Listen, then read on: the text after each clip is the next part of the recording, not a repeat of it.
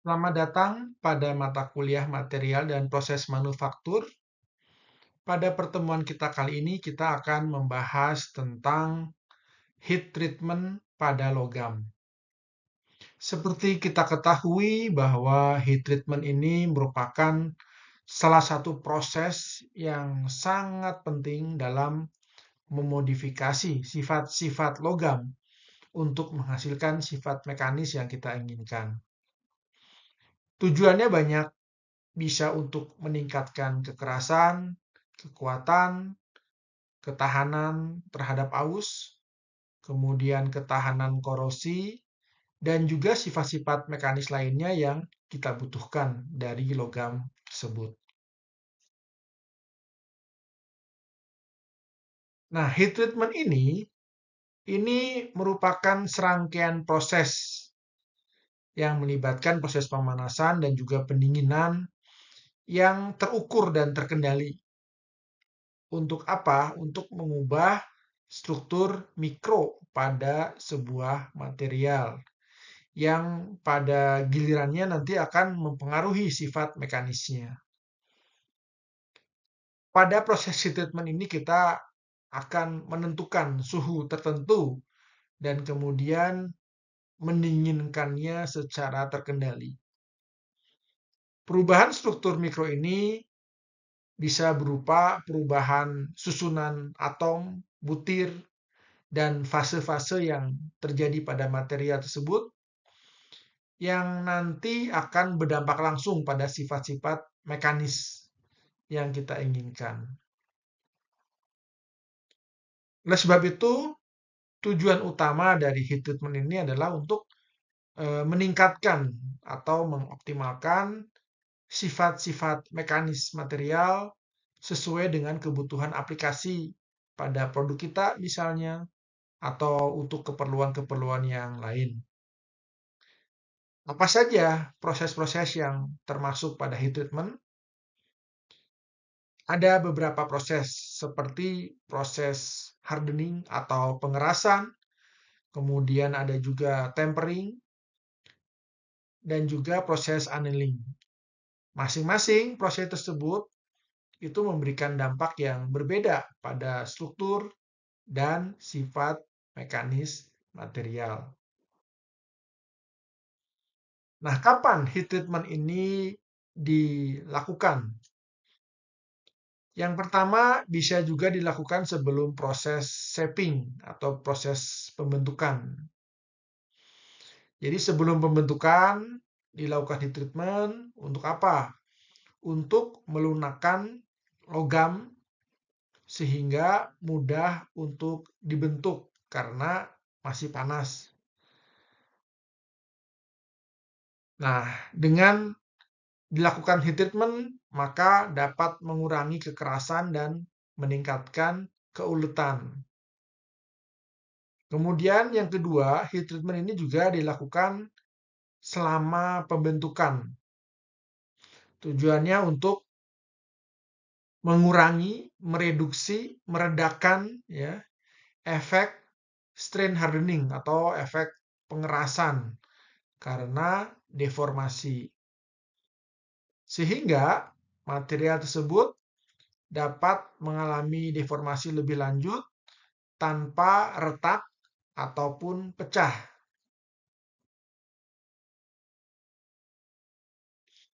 Kemudian proses heat treatment ini juga pada material bisa dilakukan at or near the end of the sequence. Jadi pada akhir proses ya, mendekati proses akhir yang bertujuan untuk meningkatkan kekuatan dan kekerasan akhir pada suatu produk misalnya yang dibutuhkan untuk produk tertentu. Oleh sebab itu kita dapat mengambil intisari bahwa penerapan heat treatment ini kapan waktunya itu sangat bergantung pada sifat akhir yang kita inginkan pada produk yang akan kita rancang, ya, akan kita produksi. Oleh sebab itu perlu strategi yang tepat untuk meningkatkan performa dari material dan memastikan bahwa produk akan memenuhi persyaratan spesifikasi dalam penggunaannya.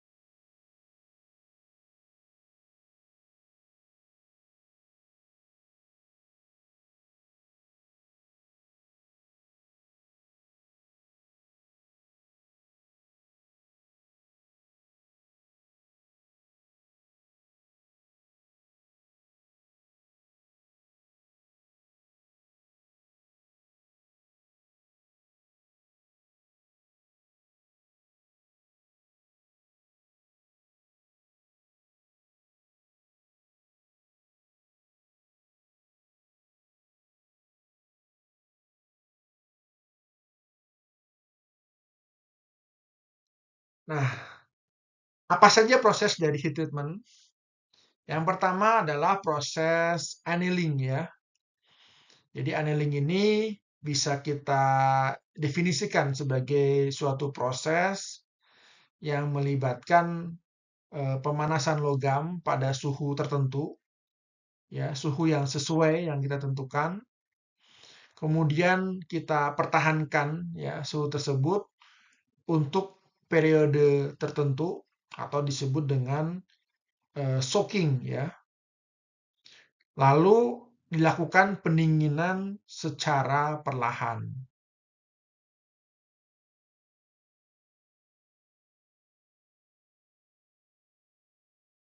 Nah, apa tujuan dari annealing ini? Yang pertama adalah untuk mengurangi kekerasan dan kerapuhan, ya, reduce hardness and brittleness.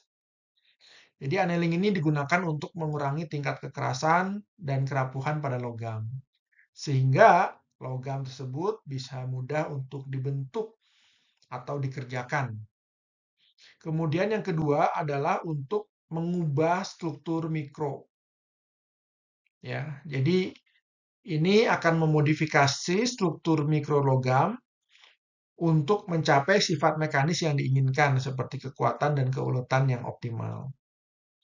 Nah, kemudian yang ketiga bertujuan untuk menghilangkan ketegangan ya. Soften for improved machinability or formability ya. Jadi membantu untuk melunakkan logamnya, meningkatkan kemampuan mesin dan formabilitasnya, istilahnya ya. Jadi logam tersebut nanti akan lebih responsif terhadap proses pemesinan atau pembentukan. Kemudian yang keempat adalah untuk merekristalisasi logam yang mengalami deformasi.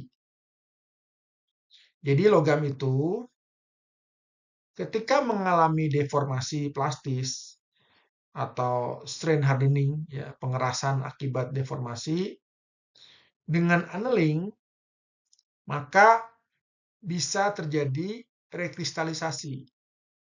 Artinya apa? Artinya akan dikembalikan struktur mikronya menjadi lebih stabil dan juga bisa mengurangi efek pengerasan. Nah, yang kelima adalah menghilangkan ketegangan, ya. Ketegangan residu istilahnya, ya, relief residual stress. Jadi annealing ini bisa membantu mengurangi atau menghilangkan ketegangan residu yang mungkin terbentuk selama proses manufaktur sebelumnya.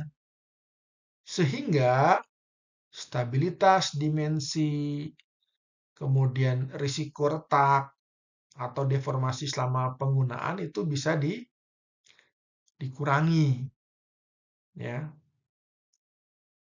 Nah, jadi kita diharapkan, ya, dengan memahami tujuan dari proses annealing ini, kita bisa melakukan proses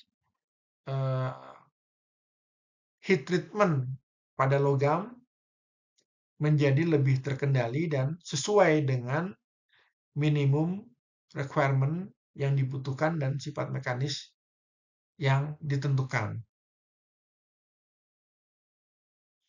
Nah, apa saja yang termasuk proses annealing? Ya. Yang pertama adalah full annealing. Ini biasanya pada baja karbon rendah dan menengah. Ya. Tujuannya untuk mengurangi kekerasan dan meningkatkan keuletan sehingga menghasilkan struktur mikro yang diinginkan, ya. Kemudian yang kedua adalah normalizing, ya. Ini mirip dengan proses full annealing yang melibatkan siklus pemanasan dan penahanan suhu dalam periode tertentu, ya. Tetapi tingkat pendinginannya atau cooling down-nya dia lebih cepat.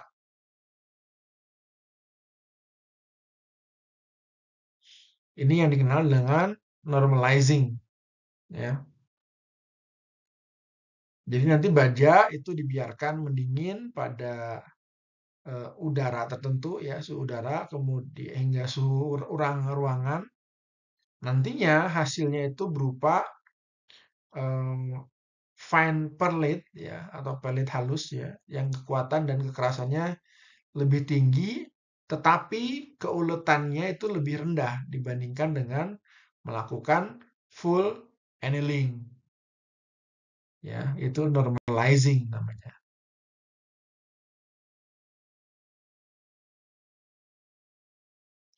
Nah, kemudian ada juga yang dikenal dengan eh,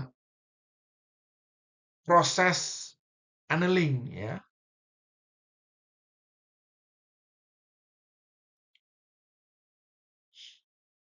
Nah, proses annealing ini biasanya dilakukan sebelum proses cold working selanjutnya biasanya, ya. Tujuannya adalah melunakkan material agar lebih mudah dideformasi. Kemudian ada juga proses annealing sendiri, ya. Itu dilakukan setelah cold working, ya, pada bagian yang sudah selesai. Ini untuk menghilangkan efek strain hardening dan memulihkan keuletan material. Jadi strategi annealing itu bisa dua, ya. Yang pertama adalah sebelum cold working, yang kedua adalah setelah cold working, ya.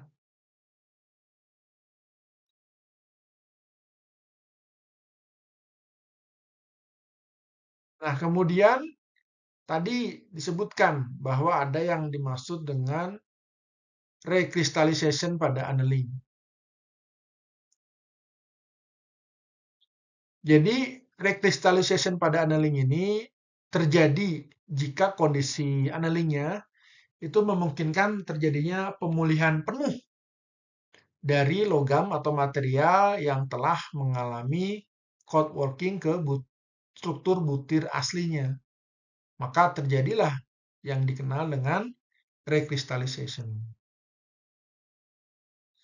Nah, setelah recrystallization ini, logam akan memiliki geometri baru ya, yang disebabkan dari proses sebelumnya ya. Tetapi struktur butir dan sifat terkaitnya itu pada dasarnya sama dengan sebelum dilakukan cold working. Nah, untuk apa ya proses rekristalisasi ini? Ini bisa membantu mengembalikan struktur mikrologam ke keadaan yang lebih stabil, kemudian juga mengembalikan ke sifat mekanis yang diinginkan, walaupun mungkin bentuk fisik logamnya itu telah berubah ya.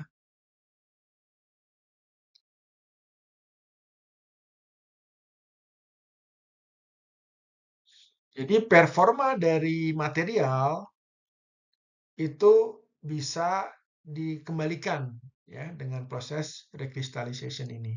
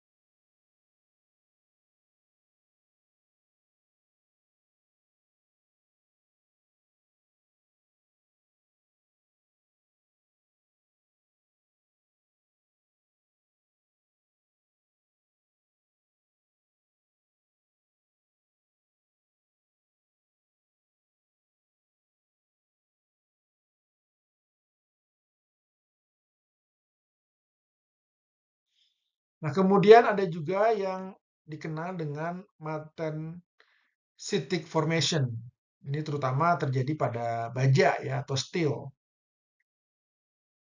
Jadi martensitic formation dalam baja ini terjadi saat baja itu didinginkan dengan cepat dari fase austenit pada suhu yang tinggi ya.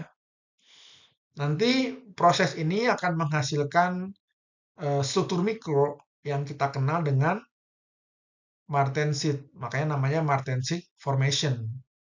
Sifatnya bagaimana? Sifatnya keras dan kuat. Ya. Jadi pembentukan struktur pada proses ini itu dilakukan dengan proses pendinginan yang cepat, ya, atau dikenal dengan proses quenching istilahnya ya. Nah, karakternya ya tadi ya, kekerasannya tinggi, kekuatannya juga bagus, sehingga cocok untuk kebutuhan ya, aplikasi pembuatan perkakas misalnya, atau pisau, bantalan, dan komponen-komponen struktur tertentu yang memiliki karakteristik atau kebutuhan harus keras dan kuat ya. Nah, ini prosesnya dikenal dengan martensitic formation. Nah, pada proses ini ya, kita harus mengetahui ya tentang bagaimana sebetulnya hubungan antara waktu, suhu, dan fase-fase ya yang terjadi pada baja selama proses heat treatment.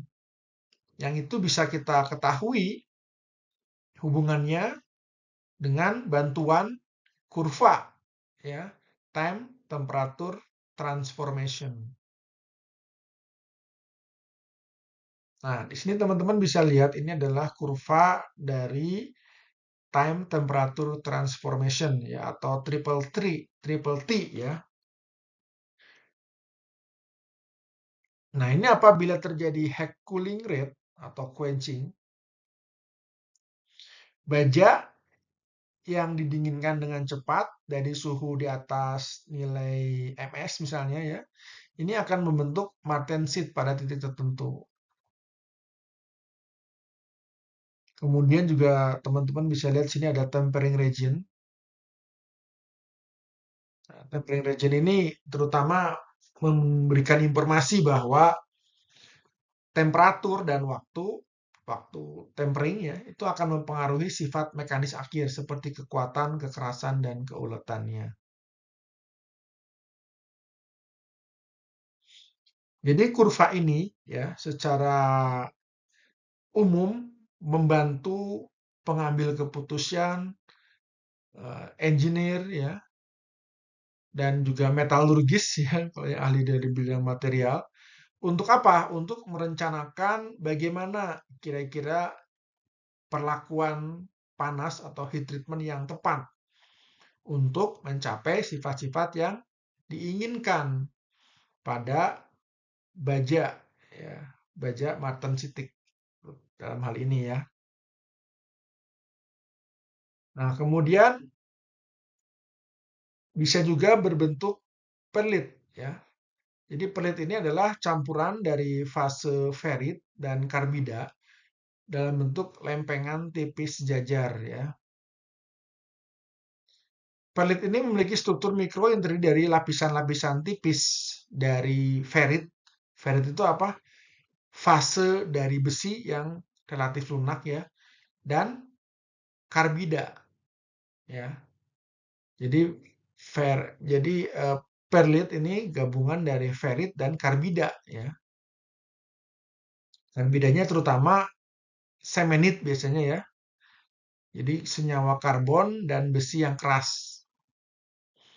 Nah, kombinasi dari ferrit dan karbida ini nantinya memberikan sifat mekanis yang bagus ya, terutama keuletan dan kekuatan yang medium ya atau moderat istilahnya. Nah, kemudian juga ada juga bentuk yang lain yaitu bainit ya. Bainit ini juga struktur mikro ya pada baja ya yang terbentuk melalui proses pendinginan yang tertentu ya.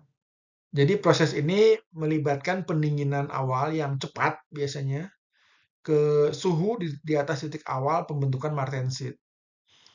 Kemudian diikuti oleh pendinginan lebih lambat untuk melewati suhu transformasi bainit atas. Nah, proses pendinginan dua tahap ini pada pembentukan bainit ini akan menghasilkan struktur mikro ya yang menciptakan keseimbangan antara kekerasan martensit dan ketangguhan dari ferit. Jadi kombinasi antara martensit dan ferit itu bainit ya. Nah, bagian apa yang berkontribusi pada kekuatan? Tentu saja karbidanya ya. Kalau kekerasannya itu pada bagian yang lain ya. Nah, baja bainit ini digunakan banyak sekali ya dalam kehidupan kita sehari-hari. Seperti pada komponen otomotif misalnya, kemudian rekayasa struktur yang menitik beratkan pada kekuatan dan ketangguhan. Jadi cocok untuk yang bainit ya.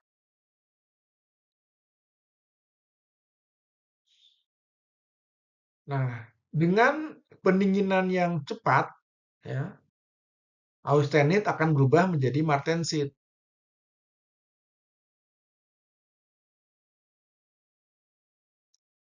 Nah, martensit itu terbentuk secara instan ya, tanpa difusi atom sehingga eh, mempertahankan ya keadaan supersaturasi namanya ya, supersaturasi karbon dalam larutan besi.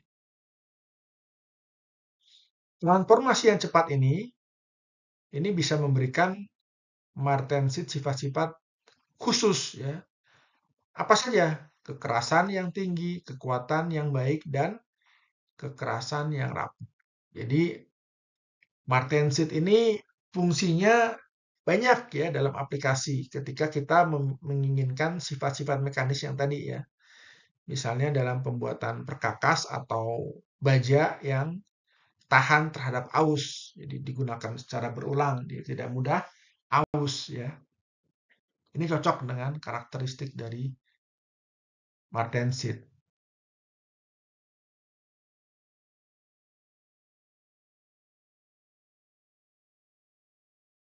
Nah, proses heat treatment untuk membentuk martensit ini ada dua langkah ya yang utama.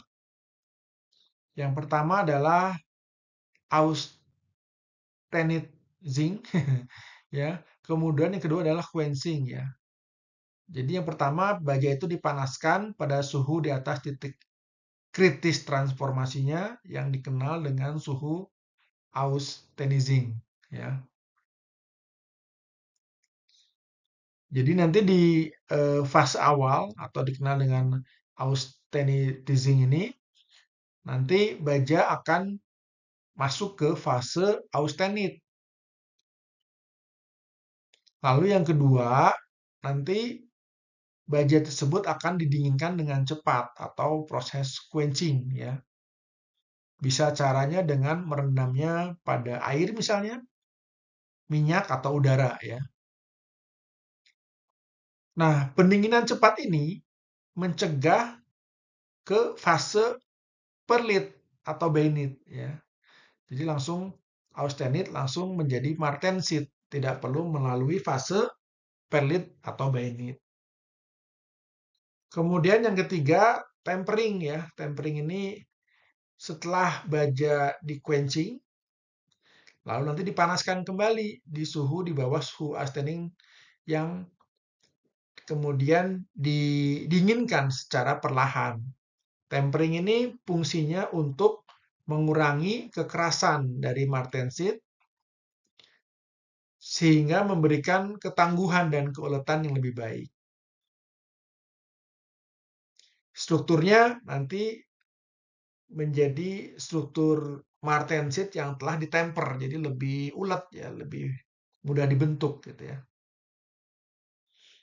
Nah, ini proses atau langkah-langkah ya dalam proses heat treatment pada martensit ya. Nanti kita bisa mengontrol baja yang kita inginkan itu memiliki sifat mekanis seperti apa ya.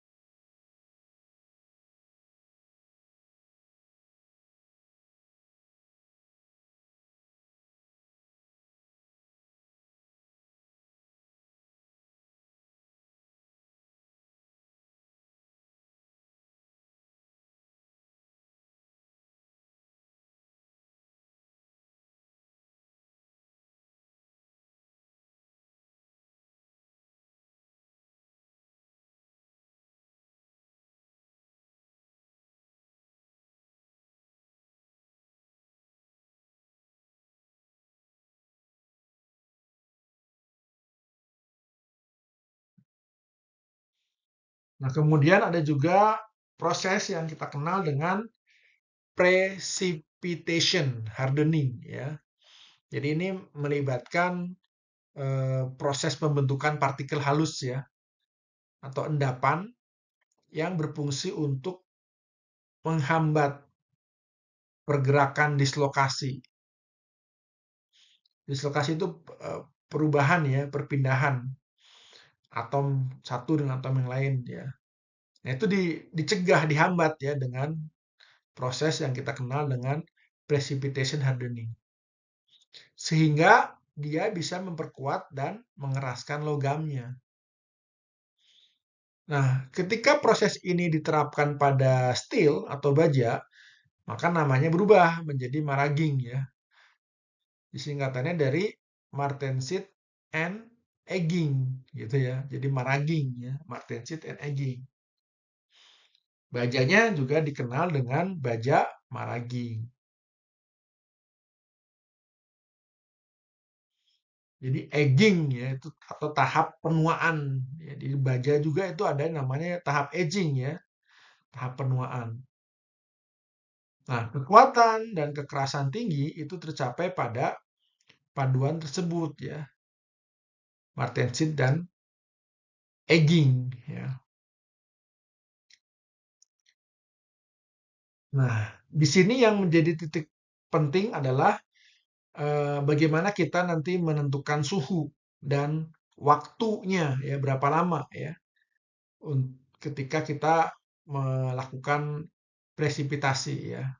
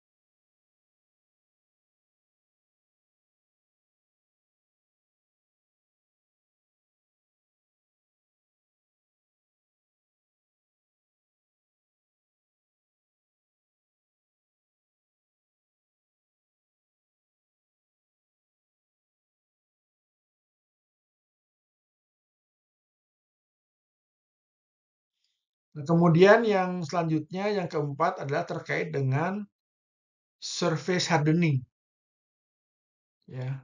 Jadi surface hardening ini adalah eh, salah satu ya dari beberapa perlakuan termokimia ya yang diterapkan pada steel atau baja Yang caranya adalah dengan mengubah ya komposisi dari permukaannya, surface-nya ya. Dengan cara bagaimana? Dengan cara bisa kita menambahkan karbon, nitrogen, atau unsur lainnya. Yang paling banyak dan umum itu apa saja? Ada 3 ya. Yang pertama adalah carburizing. Jadi ini carburizing, penambahan karbon dengan memanaskan benda kerja bersama dengan material carburizing, seperti karbon padat misalnya atau gas carburizing ya. Tujuannya untuk apa? Untuk meningkatkan kekerasan permukaan dan ketahanan terhadap arus. Ini dengan carburizing. Yang kedua adalah nitriding. Nitriding ini berarti sesuai namanya ya, menambahkan nitrogen pada permukaan baja ya.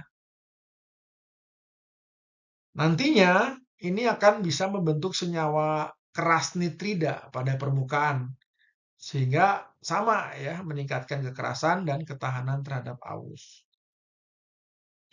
Dan yang ketiga adalah carbon nitriding. Jadi kombinasi antara carburizing dan nitriding. Jadi karbon dan nitrogen itu ditambahkan pada permukaan baja untuk meningkatkan kekerasan dan ketahanan arus secara bersamaan. Jadi itu istilahnya carbon nitriding.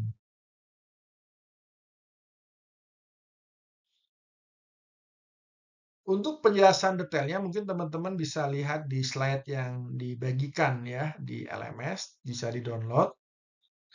Nah, jadi kalau misalnya kita simpulkan ya, heat treatment pada logam itu kurang lebih yang harus kita ketahui adalah ada 4 hal. Yang pertama adalah proses annealing, yaitu proses pemanasan dan pendinginan yang dirancang untuk mengubah sifat material logam. Tujuannya jelas, ya, bisa mengurangi kekerasan, bisa mengubah struktur mikro, rekristalisasi dan juga menghilangkan ketegangan residunya, ya. Itu proses annealing, ya. Kemudian yang kedua yang harus kita ketahui dalam heat treatment ini adalah martensitic formation, ya, terutama pada baja. Prosesnya tadi ya, ada austenizing, ada quenching, kemudian ada tempering ya untuk meningkatkan keuletan yang tadi yang saya sampaikan. Kemudian yang ketiga adalah precipitation hardening. Ya. Jadi ini melibatkan pembentukan endapan halus atau precipitate ya selama proses egging ya untuk memperkuat dan mengeraskan logamnya. Yang penting apa? Kombinasi kita setting antara suhu dan waktunya selama proses precipitation ini. Kemudian yang keempat terkait dengan surface hardening. Jadi menggunakan perlakuan termokimia ya untuk mengubah komposisi permukaan baja dengan menambah karbon, nitrogen atau kombinasi keduanya ya. Metode yang tadi yang banyak digunakan pada surface hardening apa? Carburizing, nitriding dan carbon nitriding.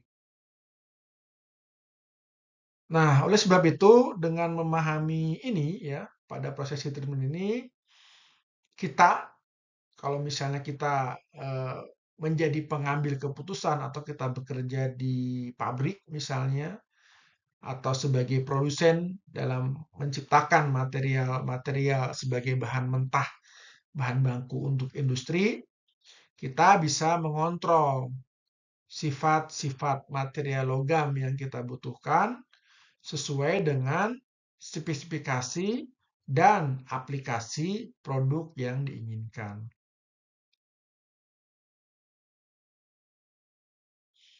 Nah, kurang lebih itu ya yang menjadi intisari dari proses heat treatment of metal.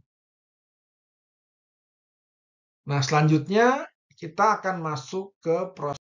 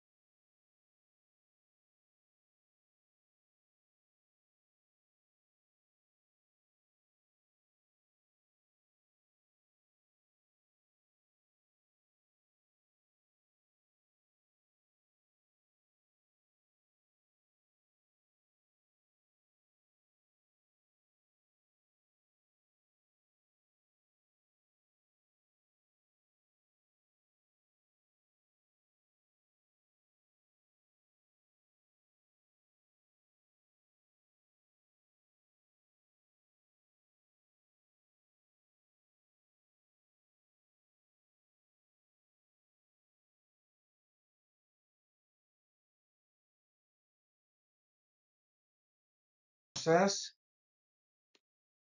metal strengthening. Ya, apa saja yang menjadi hal utama yang coba kita intisarikan?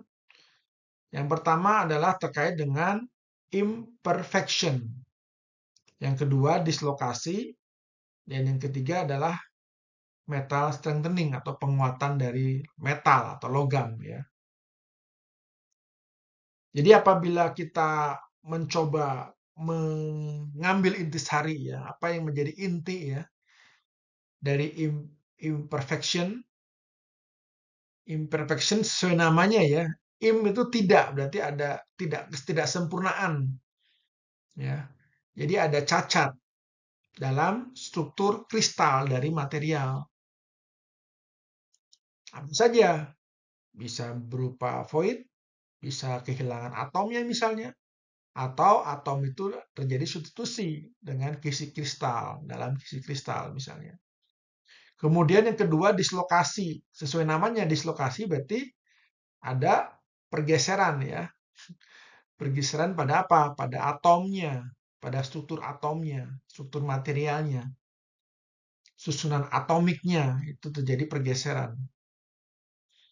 Nah, pergeseran ini tentu akan mempengaruhi sifat mekanis seperti kekuatan dan keuletan pada logamnya.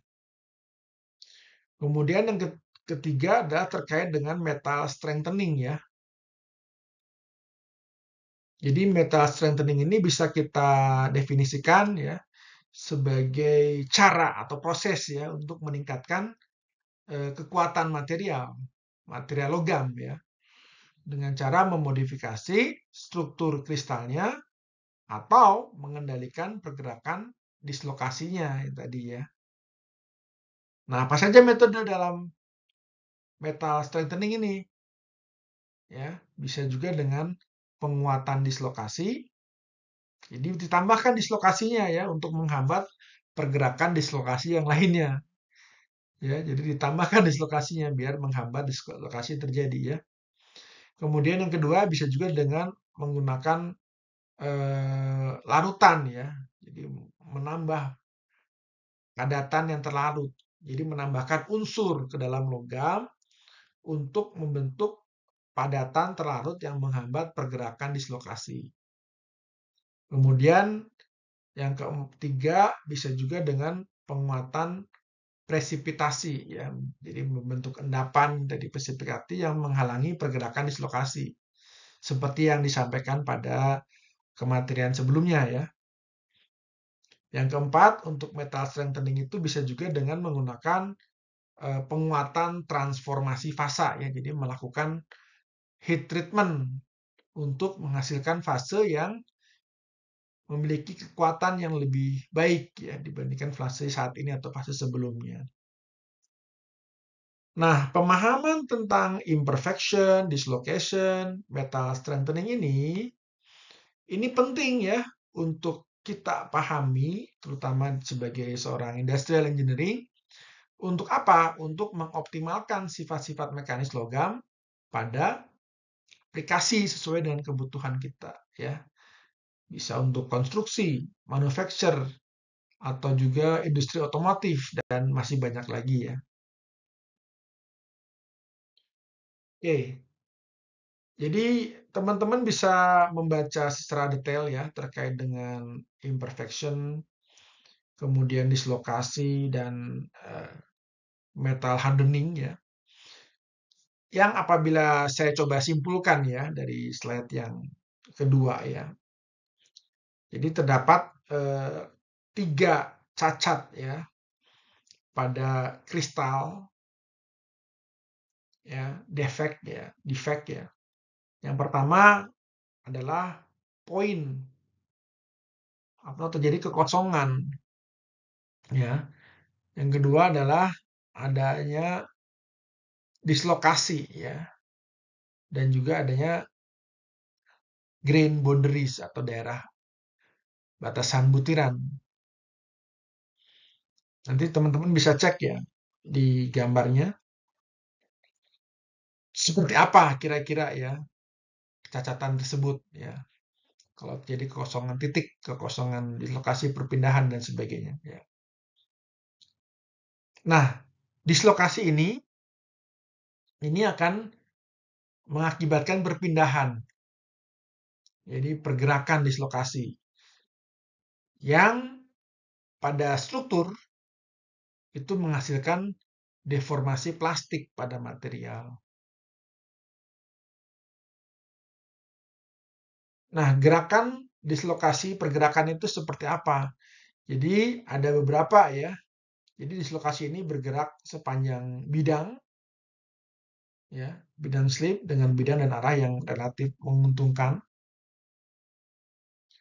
Kemudian yang selanjutnya yang coba disimpulkan ya dari kemateриan ini adalah terkait dengan penguatan logam. Jadi logam itu bisa diperkuat dengan cara apa? Yang pertama adalah mengurangi ukuran dari butir-butirnya. Yang kedua, menggunakan padatan teralut. Dan yang ketiga adalah dengan code working atau deformasi dingin istilahnya ya, code working ya.